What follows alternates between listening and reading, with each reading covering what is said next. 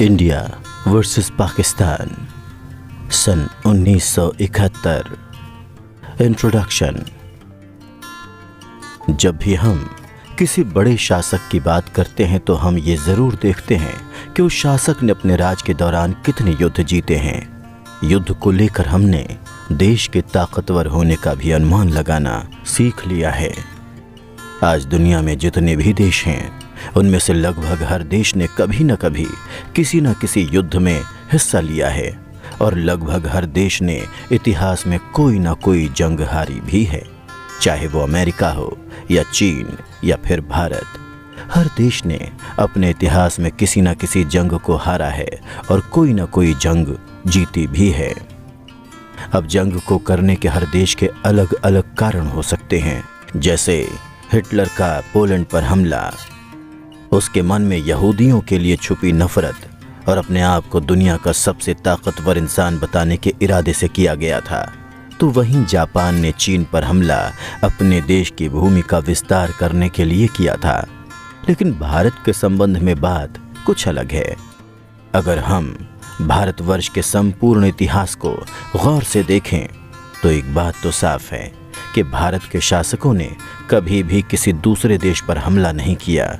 इस देश में चंद्रगुप्त मौर्य जैसे महान शासक पैदा हुए हैं जो उस वक्त दुनिया की सबसे एडवांस्ड मिलिट्री रखा करते थे। बावजूद इसके भारत के शासकों ने कभी भी अपने पड़ोसी मुल्कों पर हमला करके उन पर कब्जा करने की कोशिश नहीं की थी। मगर हाँ, जब भी किसी दूसरे देश ने कभी भारत पर हमला करने की कोशिश की तो भारत ने हमेशा इस बात का मुंह तोड़ जवाब दिया है। और साल 1947 में अंग्रेज़ों से आज़ादी मिलने के बाद भी ये सिलसिला ऐसे ही जारी रहा है। अगर गौर किया जाए तो भारत के साथ पड़ोसी देश पाकिस्तान ने 4 बार जंग छेड़ी थी, मगर एक बार भी वो अपने इरादों में कामयाब नहीं हो सका। इसमें सबसे पहली जंग आज़ादी के ठीक बाद साल 1947 में कश्मीर को लेकर हुई थी। इसके बाद साल 1956 में एक और युद्ध इन दोनों देशों ने लड़ा है। इसके बाद इसमें साल 1971 की लिबरेशन वॉर और सन 1999 की कारगिल वॉर भी शामिल हैं। मगर भारत और पाकिस्तान के बीच हुए इन युद्धों में आज भी सबसे विशेष सन 1971 की जंग मानी जाती है। इस युद्ध में जहां एक तरफ पाकिस्तान के साथ अमेरिका जैसे ताकतवर देश खड़े थे तो वहीं भारत के साथ रूस जैसा मित्र देश खड़ा था। और इस युद्ध ने दुनिया भर में भारत की छवि को पूरी तरह से बदल दिया था। दूसरे विश्व युद्ध के बाद शायद ही ऐसा कोई युद्ध हुआ होगा जिसमें 1 लाख के करीब सैनिकों ने किसी देश के सामने सरेंडर किया हो। और आज भी साल 1971 की जंग भारत के लिए एक विशेष जंग है, क्योंकि इसके बाद पूरे एशिया में भारत का दबदबा और बढ़ गया था। साथ ही भारत का दूसरा पड़ोसी देश चीन भी उसके प्रति काफ़ी नरम व्यवहार अपनाने लगा था। मगर जानने वाली बात यह है कि आखिरकार ये युद्ध क्यों हुआ और इस युद्ध के नतीजे क्या हुए थे, और कैसे एक सीमित बजट के बावजूद भी भारत ने पाकिस्तान के साथ साथ अमेरिका, ब्रिटेन जैसी महाशक्तियों को भी अपने सामने घुटने टेकने पर मजबूर कर दिया। साथ ही इस युद्ध के बाद भारत और पाकिस्तान के संबंधों में क्या फ़र्क आया और वो क्या वजह थी जिसकी वजह से भारत इस युद्ध को जीतने में सफल हुआ, और कैसे उस वक्त पाकिस्तान को 93,000 सैनिकों के साथ भारतीय सेना के सामने सरेंडर करना पड़ा था। चर्चा में हम इसी ऐतिहासिक जंग के बारे में आपको सारी जानकारी देंगे और इंडिया वर्सेस पाकिस्तान सन 1971 की जंग पर हमारी इस चर्चा के बाद आप साल 1971 में हुए इस युद्ध के हर पहलू के बारे में पूरी तरह से जान पाएंगे। तो चलिए आपको ले चलते हैं इतिहास के इस ऐतिहासिक सफर पर।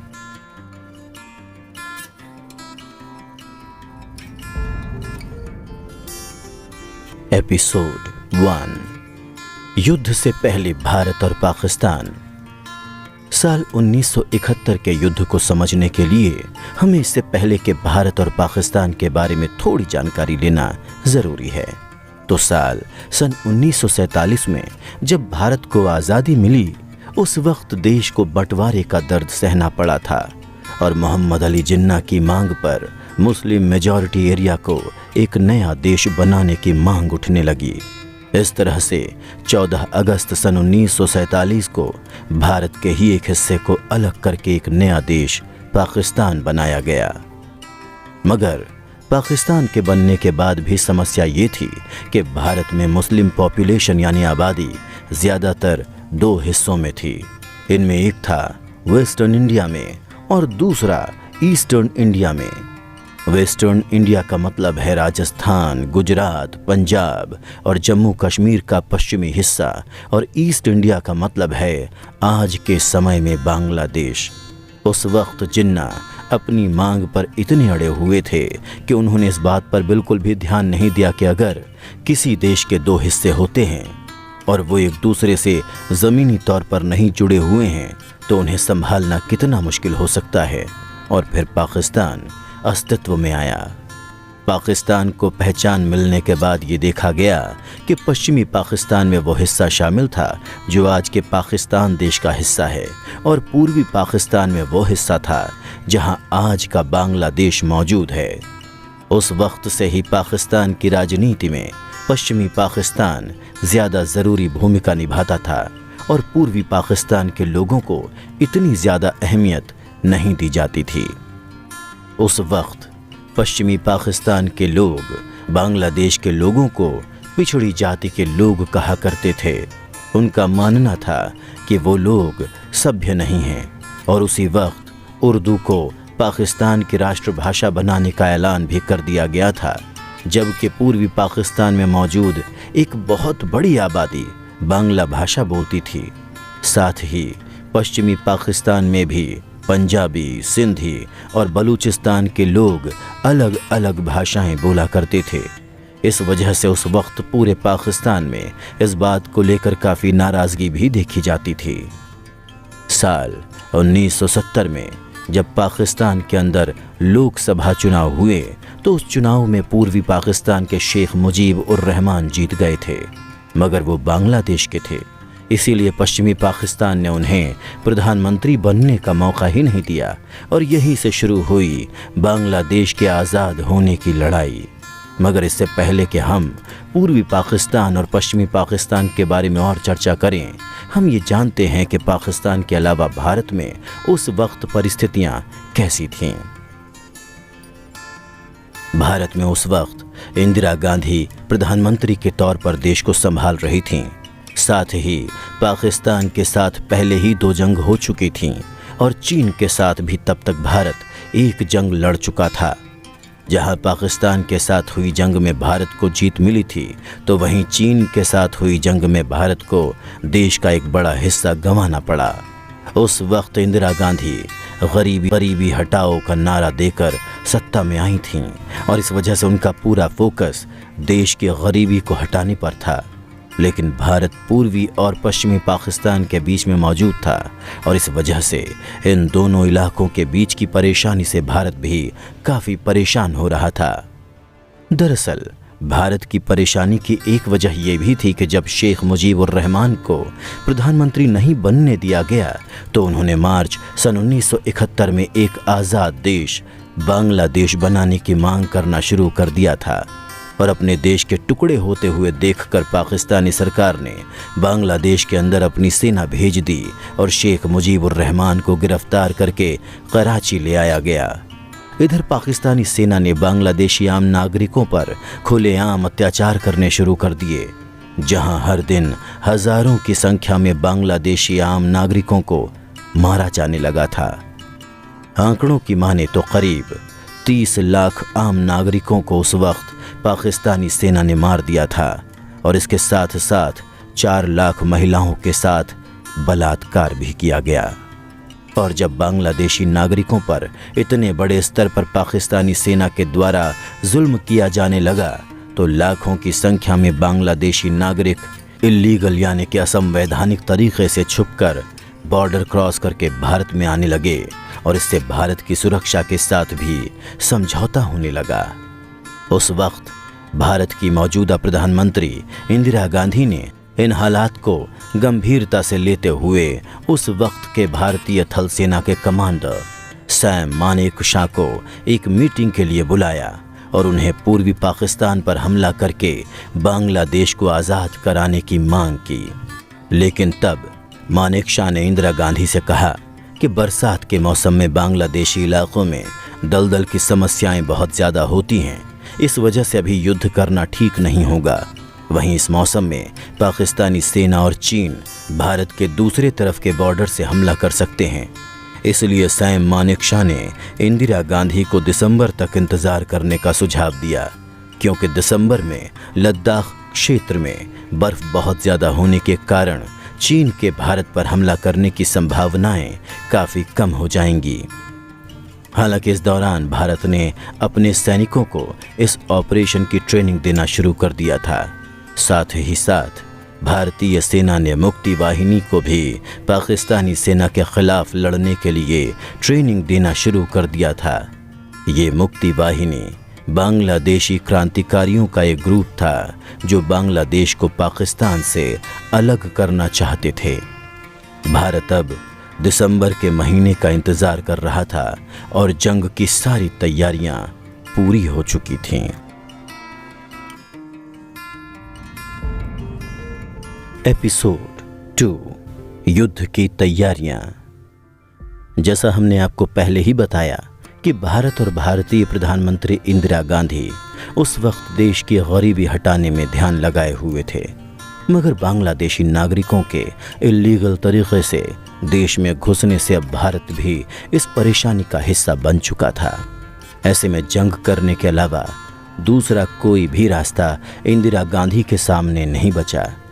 लेकिन बात यह भी थी कि भारत इस तरह से किसी दूसरे देश के मामले में अपनी टांग नहीं अड़ा सकता था, और ऊपर से अमेरिका, ब्रिटेन जैसे बड़े बड़े देशों का पाकिस्तान को खुला समर्थन था। ऐसे में भारत, जिसके पास तब तक किसी भी बड़े देश का समर्थन नहीं था, वो कैसे इस जंग में उतर सकता था। मगर जंग से ठीक पहले भारत और तत्कालीन सोवियत संघ ने treaty of friendship and cooperation sign की थी। हालांकि इस ट्रीटी के अंदर सोवियत यूनियन ने इस बात की गारंटी नहीं दी थी कि वो इस जंग में भारत का खुला समर्थन करेगा, पर अब यूनाइटेड नेशंस के अंदर भारत को एक बड़ा सहयोगी मिल चुका था। दरअसल यूनाइटेड नेशन सिक्योरिटी काउंसिल में 5 परमानेंट मेंबर्स होते हैं और इन 5 मेंबर्स के पास वीटो पावर होती है। इस खास पावर के चलते काउंसिल के ये 5 मेंबर किसी भी रेजोल्यूशन को रोक सकते हैं, और ये 5 देश हैं अमेरिका, ब्रिटेन, रूस, चाइना और फ्रांस। तो भारत को रूस का समर्थन मिलने के बाद ये बातें साफ हो गई थीं कि अगर भविष्य में पाकिस्तान का समर्थन अमेरिका, ब्रिटेन और चीन करेंगे तो रूस उस रेजोल्यूशन को वीटो कर देगा, और इस तरीके से यूनाइटेड नेशन भारत को कुछ खास नुकसान नहीं पहुंचा पाएगा। लेकिन उस वक्त युद्ध के लिए केवल यही एक दिक्कत नहीं थी, क्योंकि तब सिर्फ 9 साल पहले ही भारत की चीन से करारी हार हुई थी और भारतीय सेना अभी भी उस सदमे से उठ नहीं पाई थी। वहीं भारत और चीन का साल 1962 में हुआ युद्ध भारतीय लीडरशिप में बड़ी खामियों को भी सामने लेकर आया था, और इसके साथ ही भारत की विदेश नीति के बारे में भी कई सारे सवाल उठाए गए। उसके बाद साल 1965 में पाकिस्तान ने भारत से जंग की थी। हालांकि इस जंग में भारत की जीत हुई, लेकिन तब भी इससे भारत की इकॉनमी यानी अर्थव्यवस्था पर काफ़ी असर पड़ा था। फिलहाल अब भारत एक और जंग के करीब जा रहा था, और ऐसे में देश को आर्थिक तौर पर भी तैयार रहना था। उधर बांग्लादेश में पाकिस्तानी सेना लगातार आम नागरिकों का कत्लेआम कर रही थी, और इन आम नागरिकों में ज़्यादातर हिंदू नागरिक थे। वहीं भारत में इनके लिए असम, मणिपुर और पश्चिम बंगाल के बॉर्डर इलाकों पर रेफ्यूजी कैंप्स भी लगाए गए थे, जहां पर लाखों की संख्या में रेफ्यूजी रह रहे थे, और देश में इतने ज़्यादा रेफ्यूजी आने से भारत के ऊपर और ज़्यादा आर्थिक दबाव बन रहा था। 27 मार्च सन 1971 को इंदिरा गांधी ने आधिकारिक तौर पर बांग्लादेश को आज़ाद करने की मांग का समर्थन करके एक बड़ी घोषणा कर दी थी। उस वक्त इंदिरा गांधी युद्ध करने की ठान चुकी थीं और उन्हें बस इंतजार था तो सही समय का। जैसा कि हमने आपको पहले बताया कि कैसे सैम मानेकशॉ ने मौसम संबंधी चीज़ों को देखते हुए इंदिरा गांधी से कहा था कि उन्हें जंग दिसंबर के महीने तक शुरू नहीं करनी चाहिए, और कई सारे लोगों का ये भी मानना है कि जब शुरुआत में इंदिरा गांधी ने सैम मानेकशॉ पर ज़्यादा जोर जमाने की कोशिश की तो उन्होंने इंदिरा गांधी के सामने अपना इस्तीफ़ा पेश कर दिया था। वहीं इस जंग में हिस्सा लेने की उन्होंने एक ही शर्त रखी, और वो ये थी कि उन्हें ये जंग अपने हिसाब से लड़ने दी जाए। आखिरकार इंदिरा गांधी ने सैम मानेकशॉ को जंग को अपने हिसाब से लड़ने के लिए अनुमति दे दी, और ये अनुमति मिलते ही मानेकशॉ ने सेना को आदेश दिया कि वो भारत के रेफ्यूजी कैंप्स में रह रहे पूर्वी पाकिस्तान के नागरिकों को ट्रेनिंग देना शुरू करें, और मुक्ति वाहिनी की एक बहुत बड़ी संख्या में सैनिकों को भारत के द्वारा ही ट्रेनिंग दी गई थी। सिर्फ इतना ही नहीं, युद्ध में आधिकारिक तौर पर हिस्सा लेने से पहले भारत की ओर से इंटरनेशनल कम्युनिटी को भी बहुत गुहार लगाई गई थी कि वो बांग्लादेश में चल रहे कत्लेआम पर कुछ कार्यवाही करें, लेकिन उस वक्त किसी ने भी इस बात पर ध्यान नहीं दिया, और इसी के चलते भारत को आखिरकार इस युद्ध में हिस्सा लेना पड़ा। उधर पाकिस्तान में सितंबर साल 1971 के अंत तक एक खास प्रोपेगेंडा चल रहा था। इस प्रोपेगेंडा के तहत पाकिस्तान की बड़ी बड़ी पॉलिटिकल पार्टीज क्रश इंडिया नाम का कैंपेन चला रही थीं। इस कैंपेन में ये पार्टियां पाकिस्तानी सेना पर भारत के खिलाफ जंग शुरू करने के लिए दबाव बना रही थीं। वहीं जब पाकिस्तान की पॉलिटिकल पार्टीज ने ये देखा कि पाकिस्तान की बड़ी जनसंख्या इंडिया पर हमले का समर्थन करती है, तो उन्होंने भी जंग को शुरू करने के लिए तैयारियां शुरू कर दी थीं। ये भी एक सच था कि पाकिस्तान के मन में भारत में रहने वाले लोगों के प्रति काफ़ी ज़्यादा नफरत भरी थी। वहाँ अक्सर ये कहा जाता था कि भारत में रहने वाले हिंदू गंदे और कमज़ोर होते हैं और वो अभी हमसे जीत नहीं सकते हैं। इस प्रोपेगेंडा ने भी पाकिस्तान को भारतीयों के खिलाफ युद्ध छेड़ने के लिए उकसाया, जिसका खामियाजा उसे अपने देश के टुकड़े करने के साथ चुकाना पड़ा था।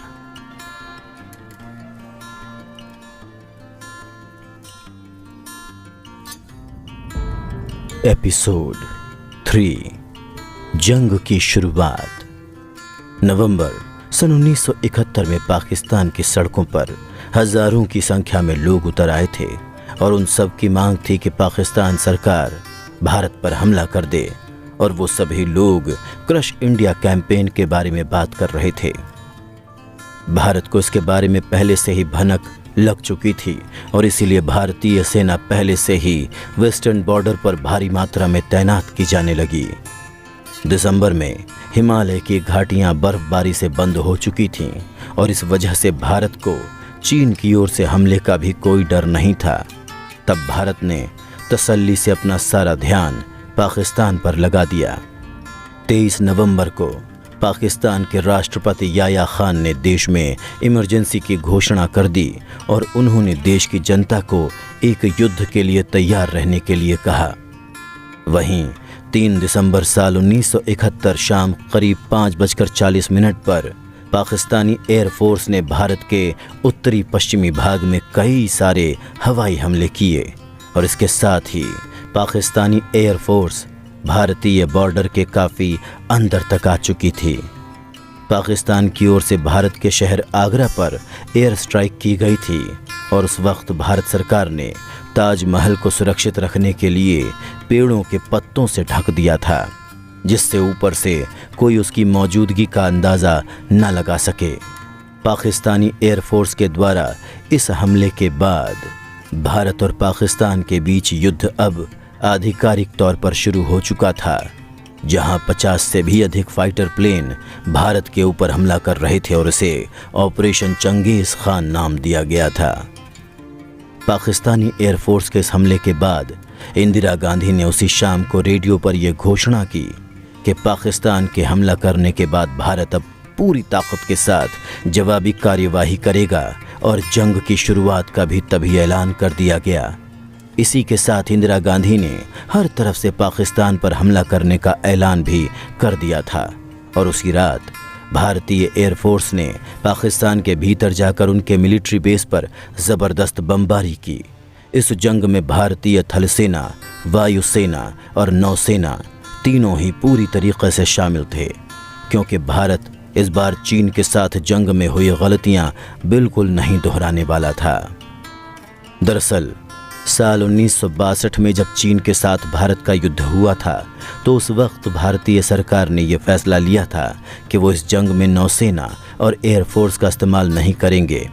भारत सरकार का ये कहना था कि नौसेना और एयरफोर्स का इस्तेमाल इस जंग को और आगे पहुंचा सकता है और चीन की तरफ से कोलकाता शहर पर हमले किए जा सकते हैं। लेकिन साल 1971 की जंग में भारत ने ऐसी कोई गलती नहीं की और सेना की तीनों टुकड़ियां पाकिस्तान को हर तरफ से मुंह तोड़ जवाब दे रही थीं। दोनों देश अब इस जंग में अपनी पूरी ताकत लगा रहे थे और इस बार पाकिस्तान के लिए ये जंग शुरुआत से ही मुश्किल हो रही थी और इसकी एक वजह ये भी थी कि पाकिस्तान को अपनी बांग्लादेश में मौजूद सेना को हथियार पहुंचाने के लिए भारत के चारों तरफ से घूमकर बांग्लादेश पहुंचना पड़ता था और इसमें उन्हें काफ़ी वक्त लग जाता था। आपको जानकर हैरानी होगी कि श्रीलंका ने भी उस वक्त इस जंग में पाकिस्तान का साथ दिया था और उस वक्त श्रीलंका में कम्युनिस्ट सरकार थी। हालांकि सरकार का तो यही कहना था कि वो किसी भी तरफ नहीं रहेगी, लेकिन जब बाद में उन्होंने देखा कि भारत कैसे बांग्लादेश को आज़ाद कराने के लिए युद्ध कर सकता है, तब तो श्रीलंका को ये लगने लगा कि कहीं भविष्य में भारत उनके देश के साथ भी कुछ ऐसा ना करे और इसी डर के चलते श्रीलंका ने उस वक्त पाकिस्तान का साथ दिया। तब पाकिस्तानी एयरफोर्स के फाइटर एयरक्राफ्ट श्रीलंका के सैनिक हवाई अड्डे पर फ्यूल भरने के लिए रुकते और वहां से वापस बांग्लादेश की ओर रवाना होते थे।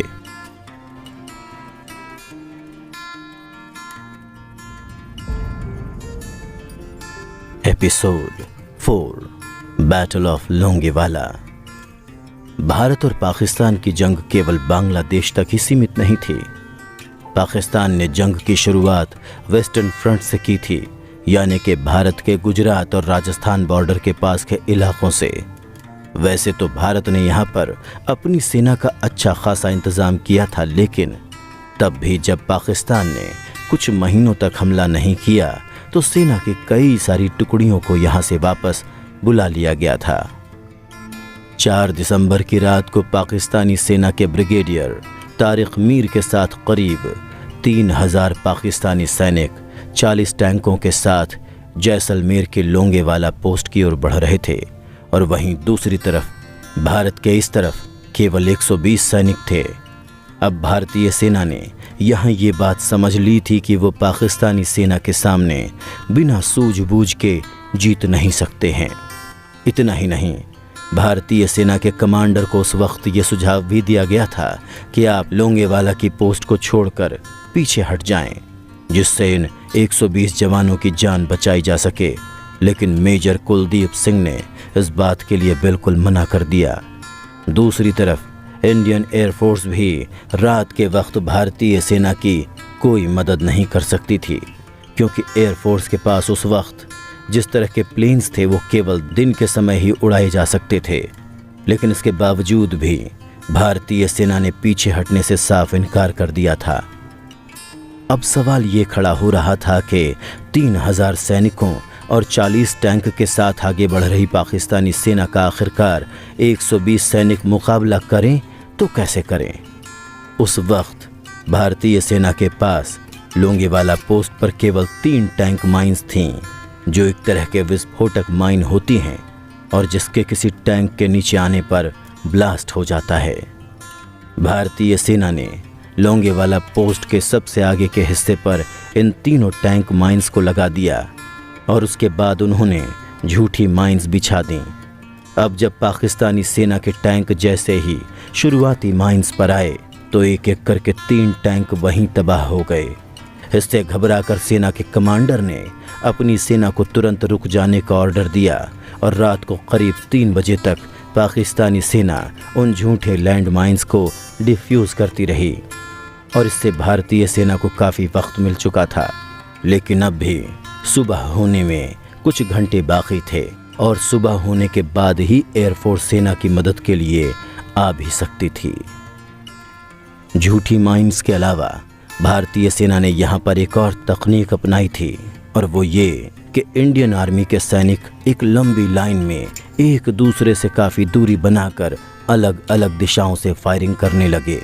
ऐसे में पाकिस्तानी कमांडर को लगा कि शायद उनको जो खुफिया जानकारी मिली है कि भारत के सिर्फ 120 सैनिक लोंगेवाला पर मौजूद हैं वो गलत है, क्योंकि 120 सैनिक इतनी अलग अलग जगहों से फायरिंग कैसे कर रहे हैं, ये बात पाकिस्तानी सेना को बिल्कुल भी समझ में नहीं आ रही थी।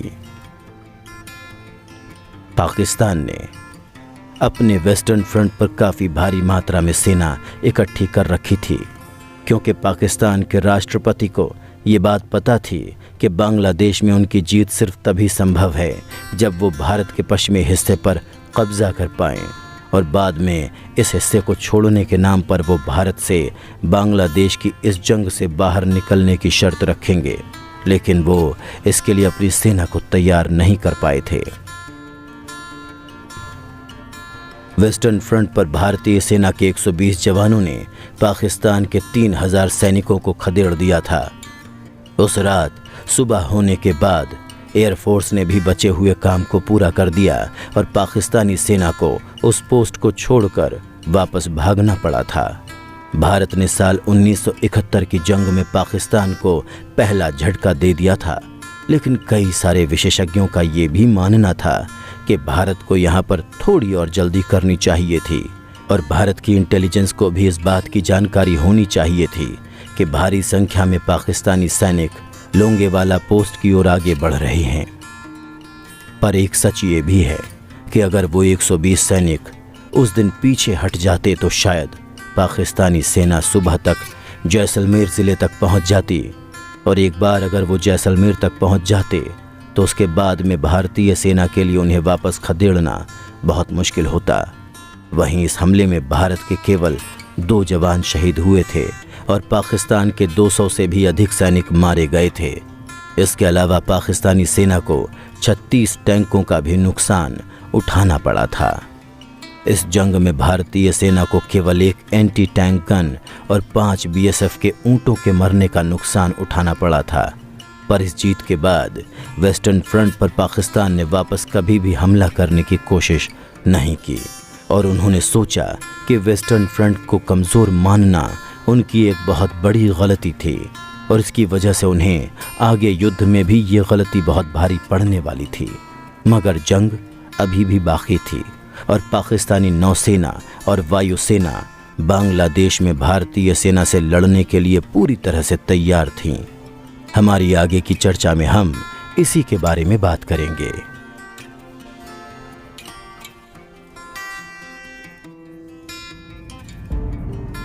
एपिसोड 5 इंडियन नेवी का जवाब।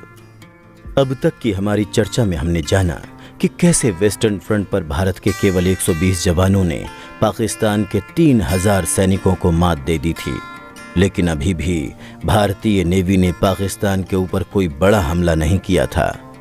उस वक्त जब पाकिस्तान ने भारत की सीमा के अंदर घुसकर एयर स्ट्राइक की तो प्रधानमंत्री इंदिरा गांधी ने भारतीय सेना को हर तरफ से पाकिस्तान पर हमला करने की इजाज़त दे दी थी।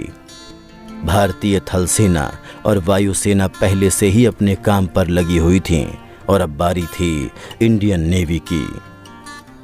4 दिसंबर को इंडियन नेवी के कई सारे युद्ध जहाज एंटी शिप मिसाइल के साथ ऑपरेशन ट्राइडेंट शुरू कर चुके थे।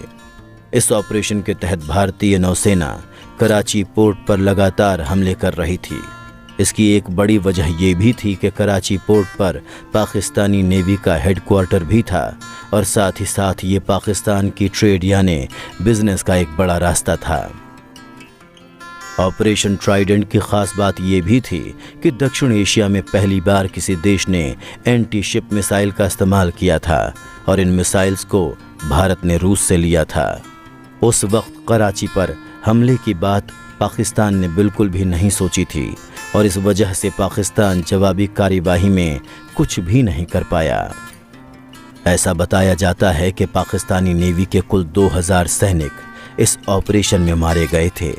वहीं भारत के भी 194 जवान इस ऑपरेशन के दौरान शहीद हुए, मगर भारतीय नौसेना ने इसके साथ ही 1500 के करीब पाकिस्तानी सैनिकों को बंदी भी बना लिया था और पाकिस्तानी नौसेना के 2 डिस्ट्रॉयर PNS खैबर और PNS शाहजहां भी भारतीय नौसेना के द्वारा डुबो दिए गए थे। यही वो समय था जब पाकिस्तान ने अपनी सबसे खतरनाक सबमरीन PNS गाजी को भारत के एयरक्राफ्ट करियर INS विक्रांत को ख़त्म करने के लिए भेजा था। उस वक्त INS विक्रांत भारत के लिए बहुत ही ज़रूरी था और भारत के पास पाकिस्तान की सबमरीन को रोकने के लिए कोई ख़ास तरीका भी नहीं था। वहीं INS विक्रांत को भारतीय नेवी ने पूर्वी पाकिस्तान की सीमा पर डिप्लॉय भी कर रखा था और वहां से भारतीय वायुसेना इसकी मदद से पूर्वी पाकिस्तान के अंदर पाकिस्तानी सेना पर लगातार हमला कर रही थी। माना जाता है कि उस वक्त भारतीय खुफिया एजेंसी रॉ ने बड़ी महत्वपूर्ण भूमिका निभाई थी। भारतीय सेना को ये बात अच्छे से पता थी कि अगर PNS गाजी INS विक्रांत तक पहुंच गया तो INS विक्रांत को बचाना काफ़ी मुश्किल हो जाएगा। इसीलिए ख़ास प्लान बनाया गया और उन्होंने विशाखापट्टनम के बंदरगाह पर यह अफवाह फैलाई कि INS विक्रांत यहाँ पर आने वाला है और कुछ ही समय में यह अफवाह पाकिस्तान की खुफिया एजेंसी तक भी पहुँच गई और पाकिस्तान ने PNS गाजी को विशाखापट्टनम की ओर मोड़ दिया।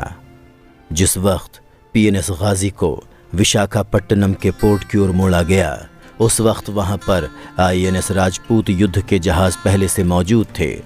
INS राजपूत में उस वक्त कुछ तकनीकी समस्याएं चल रही थीं और इसी वजह से उसे युद्ध में उतारा नहीं गया था। लेकिन जब PNS गाजी विशाखापट्टनम पर INS विक्रांत की खोज में आया तो INS राजपूत के भारी हमले के बाद PNS गाजी डूब गया। तो इस तरह से भारतीय नौसेना के एक खराब हो चुके जहाज़ ने भी युद्ध में इतनी बड़ी भूमिका निभाई कि उसने पाकिस्तान के सबसे ताकतवर सबमरीन बताए जाने वाले PNS गाजी के डूबने के बाद अब भारत के INS विक्रांत को किसी भी चीज़ का डर नहीं था। अब भारतीय नौसेना आराम से बंगाल की खाड़ी में पूर्वी पाकिस्तान में मौजूद पाकिस्तानी सेना के ऊपर हमला कर सकती थी। वहीं इस दूसरे झटके के बाद पाकिस्तानी सेना का हौसला बिल्कुल टूट चुका था। दूसरी तरफ भारत के लिए ये जीत बहुत ज़्यादा ज़रूरी थी क्योंकि भारत के पास उस वक्त कोई भी एंटी सबमरीन और फ्रिगेट नहीं थी और एक फ्रिगेट जो भारत के पास थी वो थी INS खुखरी, जिसे पाकिस्तानी नौसेना ने पहले ही डुबो दिया था और इस वजह से अब भारतीय नौसेना के लिए ये ज़रूरी हो गया था कि वो अपने एकमात्र एयरक्राफ्ट करियर INS विक्रांत को पाकिस्तानी सबमरीन PNS गाजी से बचा कर रखे। भारतीय नौसेना की समझदारी, सूझबूझ और रॉ के शानदार इंटेलिजेंस फीडबैक के चलते भारतीय नौसेना पाकिस्तानी सेना को इतना बड़ा झटका दे पाई थी। इसके बाद तो भारत ने पाकिस्तान के पूरे समुद्री ट्रेड रूट को ब्लॉक कर दिया था, जिसकी वजह से अब पाकिस्तान में गल्फ देशों से किसी भी प्रकार की सप्लाई नहीं आ सकती थी। इसके साथ ही जंग के इस पड़ाव तक पाकिस्तानी नौसेना को काफ़ी ज़्यादा नुकसान हो चुका था। उन्होंने ये सोचा था कि भारत को हराना इस वक्त आसान होगा क्योंकि अमेरिका जैसे बड़े देश भारत के खिलाफ थे, लेकिन पाकिस्तान उस वक्त इस बात को भूल चुका था कि भारत के समर्थन में सोवियत संघ खड़ा था। सोवियत संघ और अमेरिका की आपसी दुश्मनी के चलते ये दोनों इस युद्ध में अपना दबदबा बनाकर रखना चाहते थे। सोवियत संघ ने पाकिस्तान को कई बार चेतावनी भी दी थी कि वो इस युद्ध को शुरू ना करें। साथ ही साथ सोवियत ने पाकिस्तान को ये भी कहा था कि अगर वो युद्ध शुरू करता है तो ये पाकिस्तान के लिए आत्महत्या करने जैसा फैसला होगा। ये सब जानकर अब हमारे सामने सवाल ये आता है कि आखिरकार रूस ने कैसे भारत की इतनी सहायता की और क्यों अमेरिका और ब्रिटेन जैसे बड़े देश युद्ध में भारत के खिलाफ कुछ भी कदम नहीं उठा पाए। हमारे अगले एपिसोड में हम इसके बारे में ही चर्चा करेंगे कि आखिरकार ये सब कुछ हो कैसे रहा था।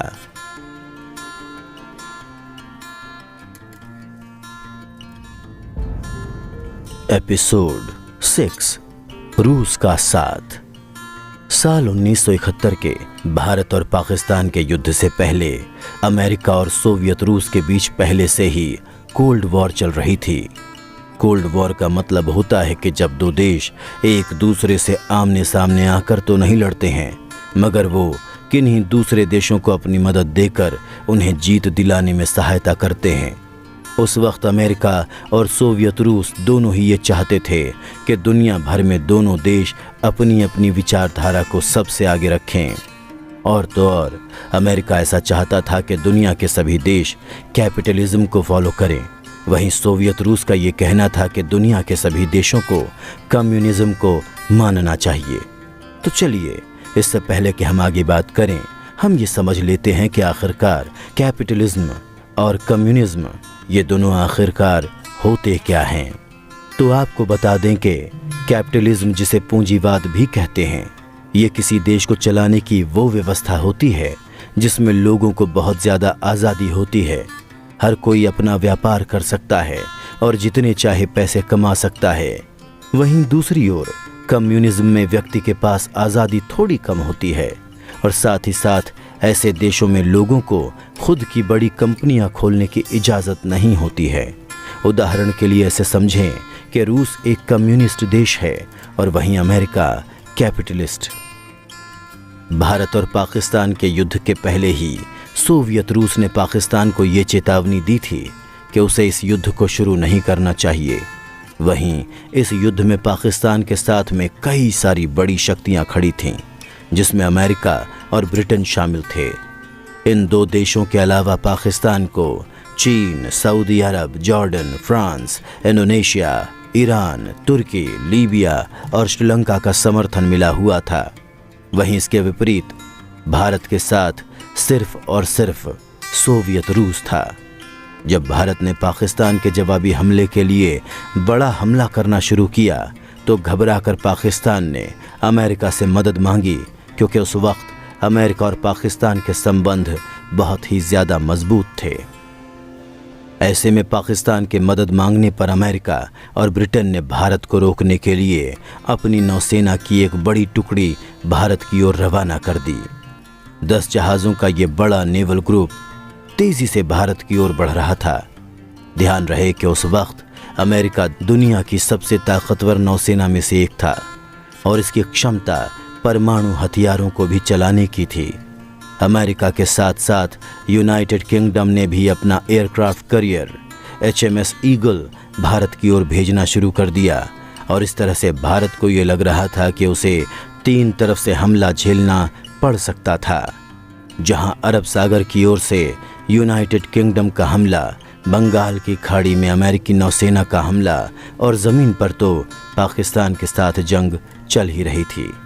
इसके साथ साथ उस वक्त इस बात की भी काफ़ी संभावना जताई जा रही थी कि चीन भी भारत के ऊपर हमला कर सकता है।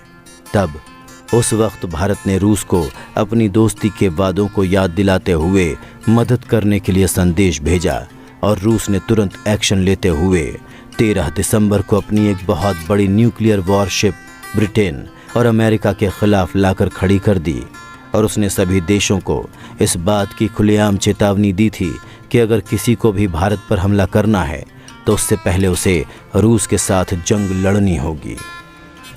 रूस के ऐसा सख्त कदम उठाने की वजह से अमेरिका और ब्रिटेन दोनों ने वहां से वापस जाना ही बेहतर समझा, क्योंकि अमेरिका ये बात अच्छे से जानता था कि रूस के पास इस वक्त खोने के लिए ज़्यादा कुछ नहीं है और रूस में कम्युनिस्ट सरकार है, तो इस सरकार को देश की जनता के सवालों का ज़्यादा जवाब भी नहीं देना पड़ता है। दूसरी तरफ अमेरिका में लोकतंत्र था, जिसमें अगर कुछ भी गड़बड़ होती तो जनता उस नेता को सत्ता से हटा देती। तब अमेरिका के उस वक्त राष्ट्रपति रहे निक्सन ने इस खतरे को न मोल लेने का फैसला लिया। उन्हें पता था कि अगर उन्होंने अमेरिका को इस युद्ध में ढकेला तो उनकी सत्ता कभी भी वापस नहीं आएगी। वहीं ब्रिटेन ने जब ये देखा कि सोवियत रूस भारत के साथ इतनी मजबूती के साथ समर्थन पर खड़ा है, तो उसने भी इस युद्ध से पीछे हटने का फैसला ले लिया। अब रूसी न्यूक्लियर वॉरशिप चारों ओर से भारत की सुरक्षा में लगे हुए थे और इधर भारतीय सेना पूर्वी पाकिस्तान में लगातार अपने काम पर लगी हुई थी। पाकिस्तान के पास अब उम्मीद की कोई आशा नहीं थी, क्योंकि उन्होंने अमेरिका के दम पर इस युद्ध की शुरुआत की थी, मगर अब वही अमेरिका उनके साथ नहीं था। उस वक्त पाकिस्तान ये बिल्कुल भी नहीं समझ पा रहा था कि उसे अपना अगला कदम किस तरह से उठाना चाहिए। साल 1971 की जंग के बाद भारत और रूस के संबंध काफ़ी गहरे होते गए। दोनों देशों के बीच बड़ी बड़ी डिफेंस डील हुई हैं और आज भी भारत और रूस एक दूसरे के करीबी मित्र बने हुए हैं। और अंत में भारत ने भी फिलहाल रूस के उस एहसान को चुका ही दिया जो रूस ने भारत के ऊपर सन 1971 की जंग के दौरान किया था। साल 2022 में शुरू हुई यूक्रेन और रूस की जंग में भारत ने रूस की आलोचना करने से साफ मना कर दिया। जहां दुनिया भर के देश आज रूस पर बड़ी बड़ी रोक लगा रहे हैं, वहीं भारत आज भी रूस से ज़रूरी सामान खरीद रहा है। इससे हमें ये पता चलता है कि किस तरह से भारत और रूस तब भी हमेशा एक दूसरे के साथ थे और अब भी, जब दुनिया के बाकी देश उन्हें साथ रहता हुआ नहीं देखना चाहते हैं।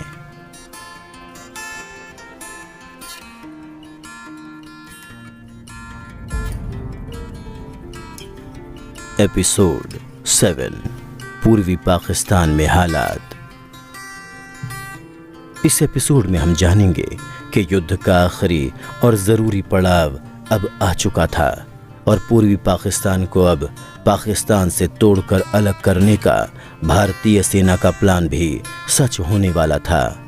और इसके लिए भारतीय वायुसेना ने पूर्वी पाकिस्तान में मौजूद पाकिस्तानी सेना पर लगातार बमबारी की और ये बमबारी उस वक्त तक जारी रही जब तक कि पाकिस्तान ने सरेंडर नहीं किया था। उस समय पाकिस्तान ने भी इसकी जवाबी कार्यवाही में हमला किया था, लेकिन भारत के पास इंटरसेप्टर हेलीकॉप्टर थे जिनकी मदद से भारत ने उन सभी हमलों को नाकामयाब कर दिया। इसके बाद भारतीय वायुसेना ने बांग्लादेश के अलग अलग सैन्य हवाई अड्डों पर पाकिस्तानी सेना पर हमला किया था, जिससे पाकिस्तानी सेना के पास ऐसी कोई जगह नहीं बची जहां से वो अपने फाइटर प्लेन्स को उतार सकें या वहां से वो हमला करने के लिए उड़ान भर सकें। साथ ही साथ भारतीय वायुसेना ने बांग्लादेश की मुक्ति वाहिनी को अपना खुद का एक फाइटर प्लेन बनाने के लिए भी मदद की थी। और सिर्फ इतना ही नहीं, इस फाइटर प्लेन के पायलट भी बांग्लादेश के ही थे। पूरे पाकिस्तान में भारतीय सेना ने ब्लिट्जक्रीग नाम की एक तकनीक का इस्तेमाल किया था। ये वो तकनीक थी जिसकी मदद से हिटलर ने द्वितीय विश्व युद्ध में शुरुआती समय में जीत हासिल की थी।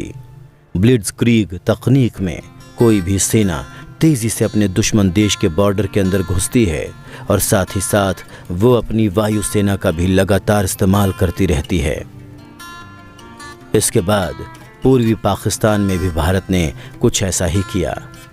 भारत की वायुसेना पहले पाकिस्तानी वायुसेना के मिलिट्री बेस पर हमला करती थी। उसके बाद वो इंडियन आर्मी अपने टैंक और बटालियन के साथ उस जगह पर पूरा कब्जा कर लेते थे। और तो और बांग्लादेश के आम सभी लोग भी पाकिस्तानी सेना के बिल्कुल खिलाफ थे। उन्हें याद था कि कैसे मार्च से कई महीने तक पाकिस्तानी सेना बांग्लादेश के आम लोगों को ऑपरेशन सर्च लाइट के तहत मारती रही थी। ऑपरेशन सर्च लाइट के दौरान पाकिस्तानी सेना ने बांग्लादेश के उन लोगों को चुन चुन कर मारना शुरू किया था जो बांग्लादेश की आज़ादी की बात कर रहे थे। इस पूरे ऑपरेशन में लाखों की संख्या में बांग्लादेशी नागरिकों को मारा गया था और इसमें सबसे ज़्यादा हिंदू और बिहारी मुस्लिम थे। भारतीय सेना अब पूर्वी पाकिस्तान के अंदर घुस चुकी थी। उधर मुक्ति वाहिनी ढूंढ ढूंढ कर पाकिस्तानी सैनिकों को मौत के घाट उतार रही थी।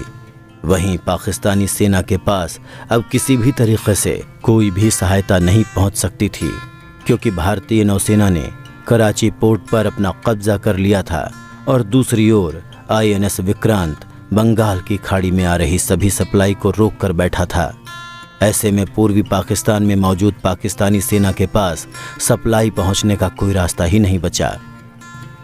अब दुनिया भर के देश इस बात पर ध्यान लगाए हुए थे कि आखिरकार पाकिस्तानी सेना कब भारत के सामने घुटने टेकेगी। लाखों की संख्या में पाकिस्तानी सैनिक भारतीय सेना के द्वारा घेरे जा चुके थे। उनके पास अब पीछे हटने के अलावा कोई रास्ता नहीं बचा था। उस वक्त भारत ने पाकिस्तान को नॉन कंडीशनल सरेंडर करने की बात की, जहां नॉन कंडीशनल सरेंडर में हारने वाला देश बिना किसी शर्त के युद्ध को रोकने के लिए सरेंडर करता है। इससे ये साबित होता है कि सामने वाला देश अभी किसी भी तरीके से इस युद्ध को जीत नहीं सकता है, और अगर युद्ध आगे बढ़ता है तो उसी देश का नुकसान होगा। उस वक्त भारत ने न केवल पूर्वी पाकिस्तान में पाकिस्तानी सेना को घेरा था, बल्कि भारतीय सेना आज़ाद कश्मीर का भी एक बड़ा हिस्सा अपने कब्ज़े में ले चुकी थी, जिसे साल 1972 में भारत ने शिमला एग्रीमेंट के तहत गुडविल जेस्चर के नाते पाकिस्तान को वापस दे दिया। भारत ने पूरे पूर्वी पाकिस्तान को चारों ओर से घेर लिया था। अब पाकिस्तानी सेना के पास वहां से निकलने का कोई रास्ता नहीं था और देश के अंदर मुक्ति वाहिनी के सैनिक लगातार पाकिस्तानी सैनिकों को मार रहे थे। 16 दिसंबर सन 1971 को जंग शुरू हुए अभी केवल 13 दिन ही हुए थे, लेकिन इंडियन आर्मी के अदम्य साहस और योग्यता की वजह से पाकिस्तानी सेना के पास पीछे हटने के अलावा कोई और रास्ता नहीं बचा था। और उस वक्त भारत के लेफ्टिनेंट जनरल जगजीत सिंह अरोड़ा ने पाकिस्तानी आर्मी के लेफ्टिनेंट जनरल AK नियाज़ी को इंस्ट्रूमेंट ऑफ सरेंडर साइन करने की बात कही थी।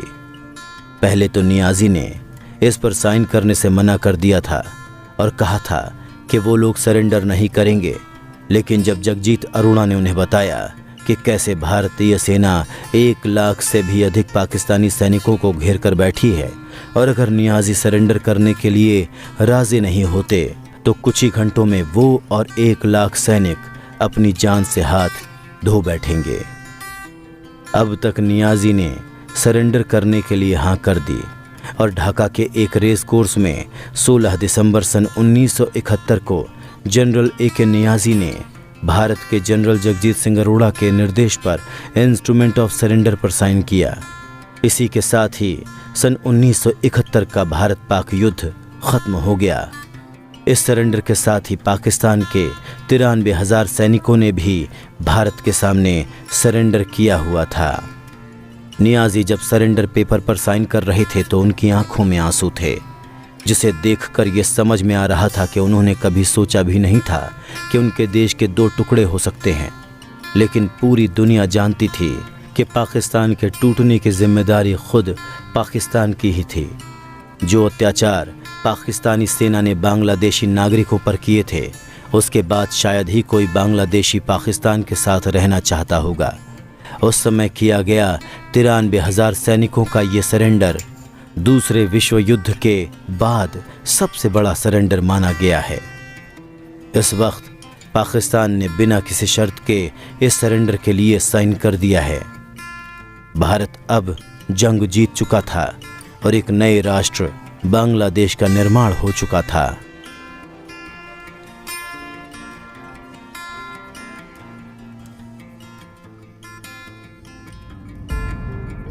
एपिसोड 8 युद्ध के बाद के हालात। 16 दिसंबर साल 1971 को भारत और पाकिस्तान के बीच का युद्ध आखिरकार खत्म हो गया। दोनों देशों ने इस युद्ध में अपने कई सारे सैनिकों की कुर्बानी दी थी, लेकिन पाकिस्तान को यह युद्ध बहुत भारी पड़ा, जहां 9,000 से भी ज़्यादा पाकिस्तानी सैनिक इस युद्ध में मारे गए और 93,000 पाकिस्तानी सैनिकों को भारतीय सेना ने बंदी बनाकर रखा। वहीं भारत के करीब 3,000 सैनिक इस युद्ध में शहीद हुए थे। साल 1971 के इस युद्ध के बाद पाकिस्तान की आधी से ज़्यादा जनसंख्या ख़त्म हो गई थी, क्योंकि बांग्लादेश की जनसंख्या उस वक्त पाकिस्तान की जनसंख्या का करीब आधा हिस्सा बनाती थी। वहीं पाकिस्तानी सेना का 1/3 हिस्सा भारत की कैद में था। उस वक्त पाकिस्तानी सेना की कुल क्षमता करीब 3 लाख सैनिकों की थी और उनमें से 93,000 सैनिक भारत ने बंदी बनाकर रखे थे। इसके चलते ही भारत की इस युद्ध के बाद साउथ एशिया में मिलिट्री और पॉलिटिकल डोमिनेंस काफ़ी हद तक बढ़ गई। बाद में भारत ने पश्चिमी देशों के साथ भी समझौता कर लिया, जिसकी वजह से जो देश पहले भारत के खिलाफ थे बाद में भारत के समर्थन में आ गए। उस वक्त भारत की प्रधानमंत्री रहीं इंदिरा गांधी भी युद्ध के ठीक बाद यूनाइटेड किंगडम और फ्रांस के दौरे पर गईं। इससे इन दोनों देशों के साथ साथ अमेरिका के साथ भी भारत के रिश्ते बेहतर होते गए। और साथ ही साथ पाकिस्तान ने यूनाइटेड नेशंस में जितने भी रेजोल्यूशन लिए वो सब के सब रूस, फ्रांस और यूनाइटेड किंगडम के द्वारा रोक लिए गए। इस युद्ध के बाद दुनिया को ये पता लग गया था कि भारत विश्व राजनीति में कितनी अहम भूमिका निभाता है, और भारत को भी ये बात समझ में आ गई थी कि अब दुनिया के साथ नज़र से नज़र मिलाने का वक्त आ चुका है। और इसीलिए भारत ने ठीक 3 साल बाद साल 1976 में एक न्यूक्लियर टेस्ट किया। और भारत ऐसा इसलिए कर पाया था क्योंकि सन 1971 के युद्ध के बाद पूरे साउथ एशिया में भारत के खिलाफ बोलने वाला कोई भी नहीं था। भारत ने इन सभी देशों के साथ बहुत ही अच्छे संबंध स्थापित कर लिए थे। इतना ही नहीं, पड़ोसी देशों में बांग्लादेश, श्रीलंका और बाकी छोटे छोटे देश भी भारत के साथ खड़े थे। बांग्लादेश के बनने के बाद लाखों बांग्लादेशी नागरिक जो भारत आए थे उन्हें वापस भेज दिया गया। और जिस दिन भारत ने ये जंग जीती उस दिन इंदिरा गांधी ने देश की पार्लियामेंट में कहा था, ढाका आज़ाद देश की एक आज़ाद राजधानी है। हम बांग्लादेशी लोगों को उनकी जीत की मुबारकबाद देते हैं।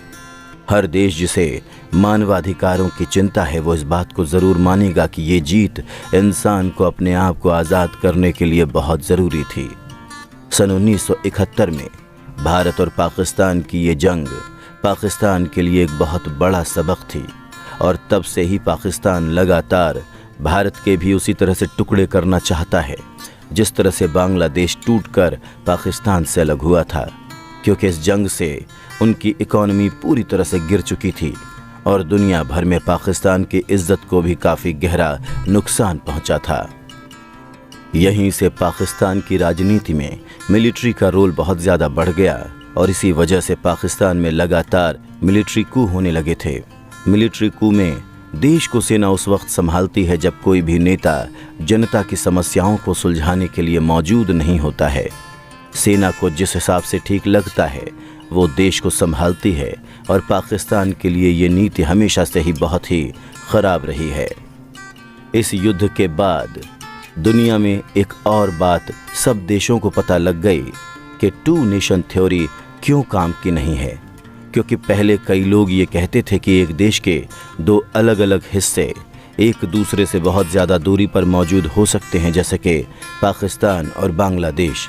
लेकिन जब बांग्लादेश टूटकर अलग हो गया तो भारत को ये बात समझ में आ चुकी थी कि इस तरह की व्यवस्था ज़्यादा सफल नहीं हो सकती है। पाकिस्तानी नेताओं को भी ये लगा था कि शायद मुस्लिम आबादी का ज़्यादा होना बांग्लादेश के नागरिकों को उनके साथ जोड़ कर रखेगा, लेकिन ये महज उनकी गलत फहमी थी। बांग्लादेश के लोगों ने अपनी संस्कृति को अपने धर्म से बढ़कर देखा। उन्होंने पाकिस्तान के द्वारा थोपी गई उर्दू भाषा को पूरी तरह से नकार दिया और पाकिस्तानी सेना के लिए ये जंग और भी ज़्यादा भयानक साबित हुई। इसके अलावा पाकिस्तानी मिलिट्री का 1/3 हिस्सा भारत ने बंदी बनाकर रखा था। उनकी नेवी पहले से आधी हो चुकी थी और उनकी एयरफोर्स का 1/4 हिस्सा भारतीय सेना ने ख़त्म कर दिया था। जंग के बाद पाकिस्तानी सेना के जनरल एक दूसरे पर जंग में हुई हार का इल्ज़ाम लगाने लगे और साथ ही साथ वो इस बात का भी आरोप लगाने लगे कि बांग्लादेशी नागरिकों पर अत्याचार किसने किया है। इसमें सबसे बड़ा नाम लेफ्टिनेंट जनरल टिक्का खान का लिया जाता है। टिक्का खान को पूर्वी पाकिस्तान का गवर्नर भी बनाया गया था और उसके बाद में बंगाली नागरिकों के कत्लेआम के लिए उन्हें बंगाल का कसाई भी कहा गया। पाकिस्तानी सेना और पाकिस्तानी सरकार दोनों को ये बात समझ में आ चुकी थी कि वो अपने देश के किसी भी हिस्से के साथ भेदभाव करके उसे अपने साथ नहीं रख सकते हैं। सभी लोगों का एक धर्म को मानना उन्हें देश के साथ जोड़े रखने के लिए काफ़ी नहीं है और इसीलिए पाकिस्तान में एक विशेष संगठन का निर्माण हुआ और उस कमेटी का काम ये था कि वो पाकिस्तान के टैक्स को बराबर सभी राज्यों में बांटे।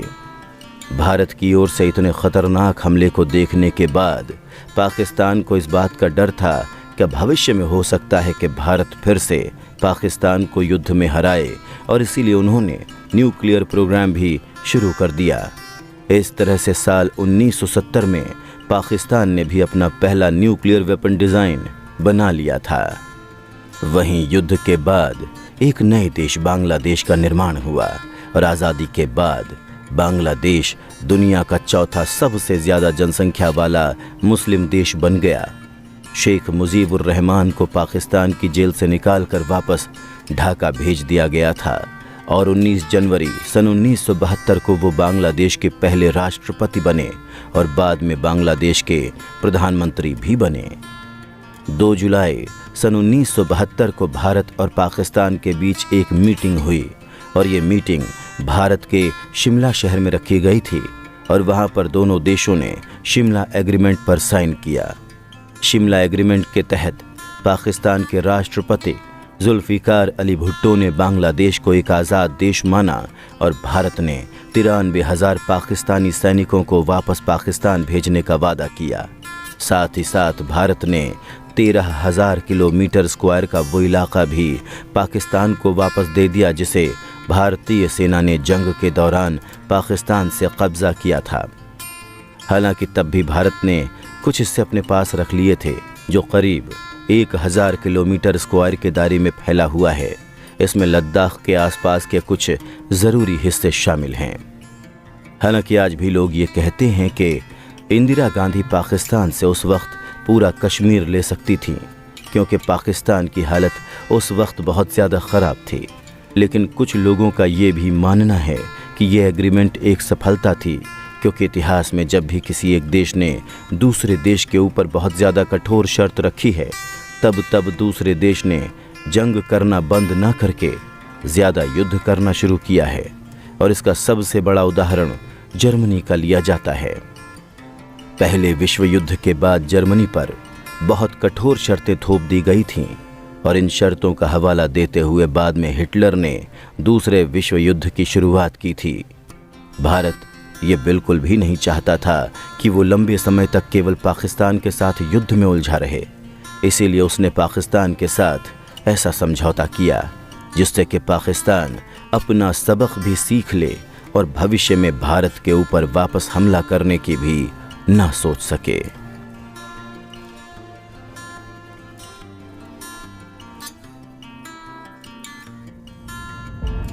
एपिसोड 9 युद्ध के बाद भारत, बांग्लादेश और पाकिस्तान के आपसी संबंध।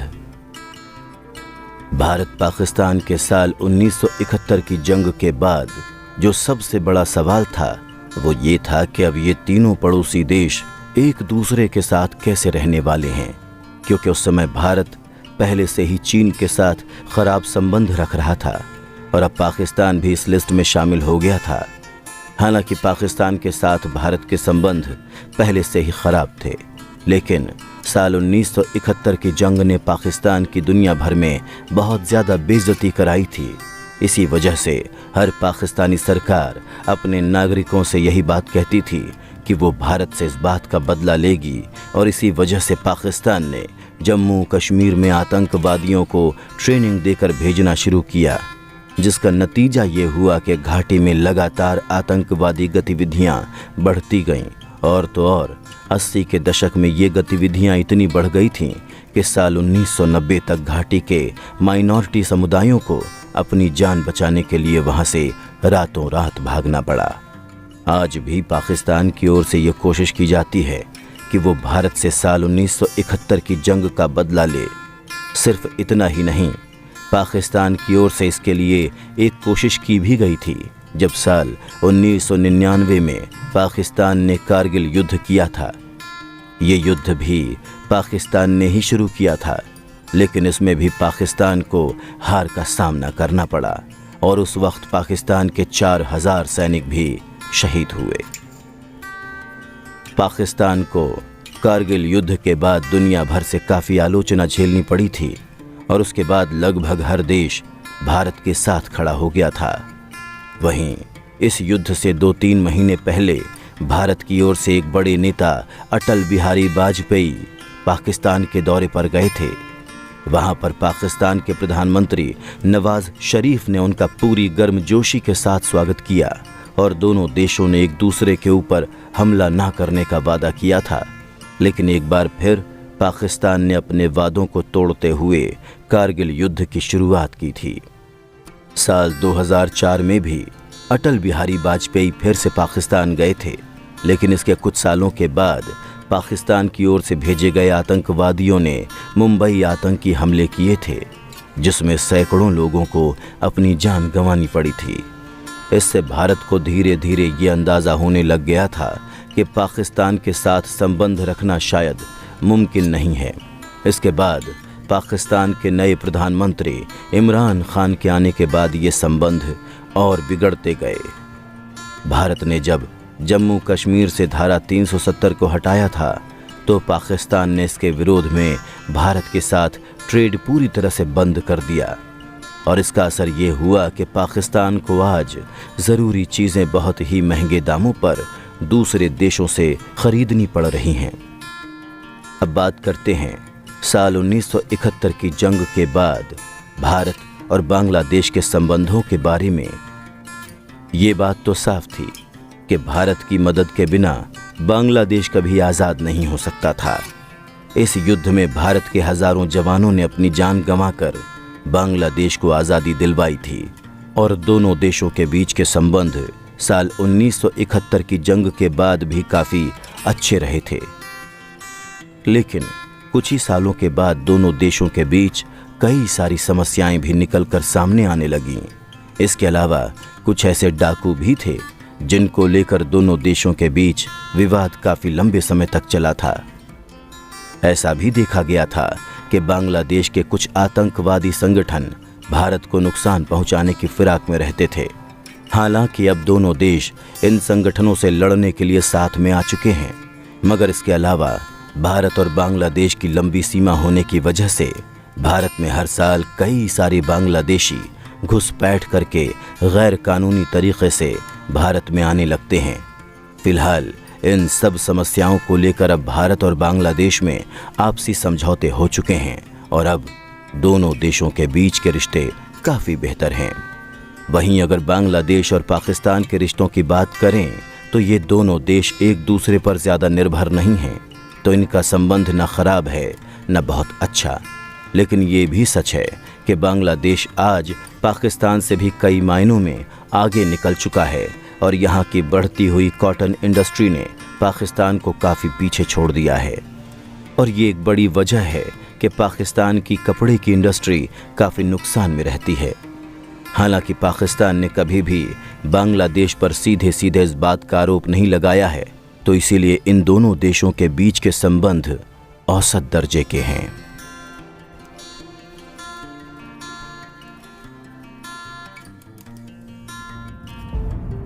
कंक्लूजन।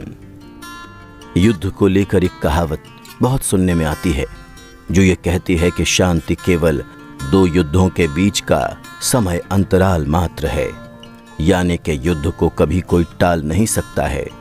युद्ध मानव सभ्यता का हिस्सा रहे हैं और ये इतिहास में भी हमेशा से होते आ रहे हैं और आगे भी होते ही रहेंगे।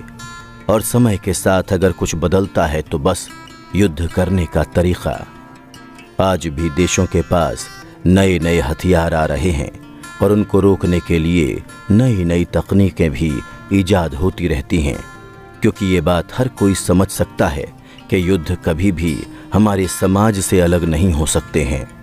भारत और पाकिस्तान भी इस बात को अच्छे से समझते हैं और इस वजह से दोनों ही देश अपने देश के कुल बजट का एक बहुत बड़ा हिस्सा डिफेंस के लिए रखते हैं। भारतीय सेना दुनिया की चौथी सबसे ताकतवर सेना है और भारत से आगे केवल 3 ही देश हैं जो भारतीय सेना से ज़्यादा ताकतवर हैं, और वो हैं रूस, अमेरिका और चीन। इन 3 देशों में से रूस और अमेरिका के साथ भारत के संबंध काफ़ी अच्छे हैं और अमेरिका के साथ तो भारत के डिफेंस एग्रीमेंट होने की भी संभावना है। इसके साथ साथ आने वाले समय में इस बात की भी उम्मीद जताई जा रही है कि भारत एक समय चीन के बराबर खड़ा होगा। ये भी संभव है कि यूक्रेन और रूस के बीच हो रहे इस युद्ध के बाद रूस इतना ताकतवर नहीं रहने वाला है और रूस की जगह लेने वाला देश भारत ही होगा। वहीं पाकिस्तान की बात करें तो आज पाकिस्तान के पास दुनिया की 10वीं सबसे ताकतवर सेना है। पाकिस्तान की सरकार अपने बजट का एक बड़ा हिस्सा अपनी आर्मी को मॉडर्न करने के लिए इस्तेमाल करती है। अब हमें इस बात पर भी गौर करना चाहिए कि पाकिस्तान की आर्थिक स्थिति भारत की तुलना में काफ़ी कमज़ोर है।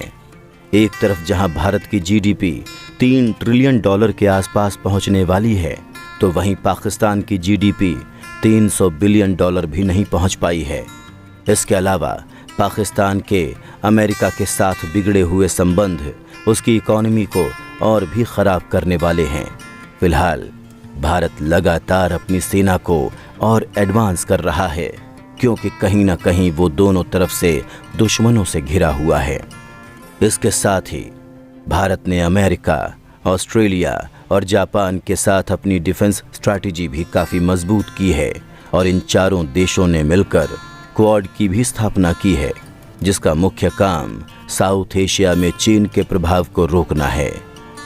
साल 2020 में भारत और चीन के बीच गलवान घाटी में भी एक झड़प हुई थी, जिसमें भारत के कई सारे जवान शहीद हुए थे और इस झड़प में चीन के भी काफ़ी सारे सैनिक मारे गए थे। वहीं दूसरी ओर पाकिस्तान और चीन दोनों एक दूसरे के काफ़ी करीब आ चुके हैं। चीन का एक बहुत ही बड़ा प्रोजेक्ट CPEC पाकिस्तान में एक बड़े इन्वेस्टमेंट के तौर पर चल रहा है।